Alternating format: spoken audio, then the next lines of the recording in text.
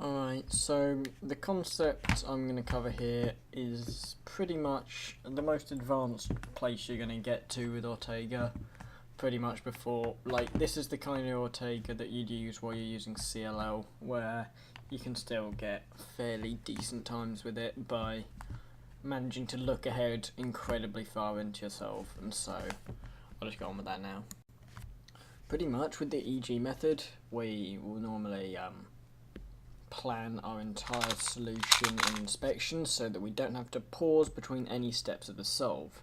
And I'm going to suggest a way this can be done with Ortega. Effectively what you'll be doing that way is a more or less one-look solve, but with high move count. Therefore it won't be as fast as an EG solve, but it will still be faster than a standard Ortega solve. Pretty much, it's going to be predicting not only your corner permutation, but also where they're going to be. Okay, so I'll do some examples here. And I'm going to need 4 cubes for this. First, I'm going to show the skip case for soon.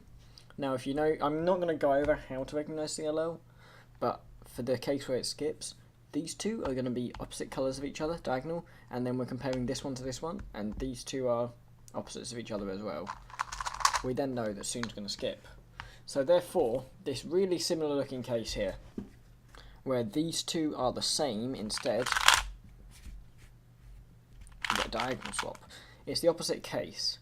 Now you may think if these two are the same and these two are opposite, this could be the case, but it's actually not possible for this to happen. I'm not going to bother explaining why, but it's not possible, and so this is the only case where it will be diagonal swap, and therefore, you know, you'll always get a diagonal swap in that case. Other than that, that's the basic way of doing it. The more advanced way of doing it is literally just knowing them all. And so here, I know that Nicholas puts my bar on the left, and this is the diagonal of it, so this is going to be on the right. And so it would be transitionless. And I just know for this case that my bar's going to be in the front. So that's the basic concept. If you already know CLL, this shouldn't be too bad to recognise, and it can speed up quite a lot. I'm going to do some examples. Okay, so as you may know with Ortega, it's very good to predict where your bar's going to be. So I see I've got 2 opposites here, and this one, when I move it to here, will be adjacent, meaning I'm going to have a bar in the front. Then I'm going to insert it, and I already knew I was going to get this from one looking, and I just know where my bar's going to be already, which is here. Of course, I don't actually know how to predict all of these, but because I forgot a long time ago. But the transition between it is quite easy. So it goes without saying that you should predict pretty much both bars. If you can predict both bars, the only time you're looking for something else during the solve is AUF. And it's pretty easy to recognise AUF mid-solve. Okay, so here, if I do like this, I know I'm going to get this, and then I can just predict my bar on the right, and then while I'm starting the algorithm, I've already caught a glimpse of the 2 colours. Now, this colour is going to stay here, so I'm just comparing this to this colour. So it's the same colour, so I need to go towards it. Like that, for example.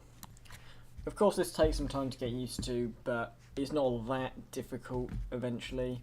And so overall, removing the transitions from Ortega, all Ortega algorithms should really be sub 1. And so you can get some low 3s, maybe even sub 3. Wouldn't count on it unless you're very insane at Ortega, but you can definitely save some time in Ortega by shortening your transitions. So keep this in mind. The only other trick I didn't go over is if you are going to get a diagonal swap, then it's really easy because you don't have to predict a bar, you just know to go straight into diagonal swap afterwards. I don't use this. So yeah, that's all my tips for today's episode, and tomorrow I'm going to go over alternate algorithms.